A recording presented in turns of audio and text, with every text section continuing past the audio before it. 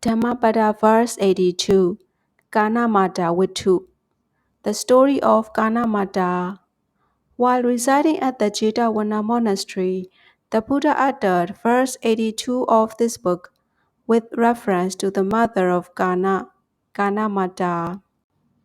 Kanamata was a devoted lay disciple of the Buddha. Her daughter Kana was married to a man from another village. As Kana had been on a visit to her mother for some time, her husband sent a message for her to come home. Her mother told her to wait for one more day, as she wanted to send along some sweetmeats with her for her husband. The next day, Kanamata made some sweetmeats, but when 4 bhikkhus stood at her door for alms, she offered some of them. The 4 bhikkhus told other bhikkhus about the sweetmeats from Kanamata's house, and they also came to stand at the door of Kanamata. As a devotee of the Buddha and his disciples offered her sweetmeats to the bhikkhus as they came in, one after another. The result was that in the end there was none left for Kana, and she did not go home on that day. The same thing happened on the next 2 days. Her mother made some sweetmeats. The bhikkhu stood at her door.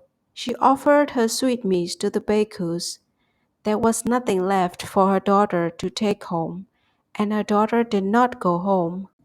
On the 3rd day, for the 3rd time, her husband sent her a message, which was also an ultimatum, stating that if she failed to come home the next day, he would take another wife.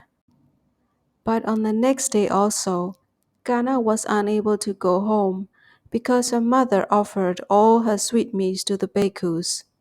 Kana's husband then took another wife, and Kana became very bitter towards the bhikkhus. She used to abuse all bhikkhus so much so that the bhikkhus kept away from the house of Kanamata. The Buddha heard about Kana and went to the house of Kanamata. There, Kanamata offered him some rice gruel. After the meal, the Buddha sent for Kana and asked her, "Did my bhikkhus take what was given them, or what was not given them?"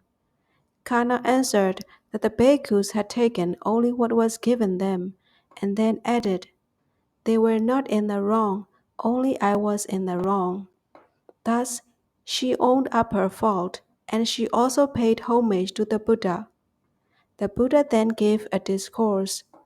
At the end of the discourse, Kana attained Sotapaddi fruition. On the way back to the monastery, the Buddha met King Pasenadi of Kosala. On being told about Kana and her bitter attitude towards the bhikkhus, King Pasenadi asked the Buddha whether he had been able to teach her the Dhamma and make her see the truth, Dhamma. The Buddha replied, "Yes, I have taught her the Dhamma, and I have also made her rich in her next existence." Then the king promised the Buddha that he would make Kana rich even in this existence. The king then sent his men with the palanquin to fetch Kana. When she arrived, the king announced to his ministers, "Whoever can make my daughter Kana in comfort may take her." One of the ministers volunteered to adopt Kana as his daughter, gave her all his wealth, and said to her, "You may give in charity as much as you like." Every day, Kana made offerings to the bhikkhus at the 4 city gates. When told about Kana giving generously in charity, the Buddha said, "Bhikkhus, the mind of Kana, which was foggy and muddled, was made clear and calm by my words." Then the Buddha spoke in verse as follows. Verse 82. Like a lake which is deep, clear, and calm, the wise, after listening to the teaching Dhamma, become serene.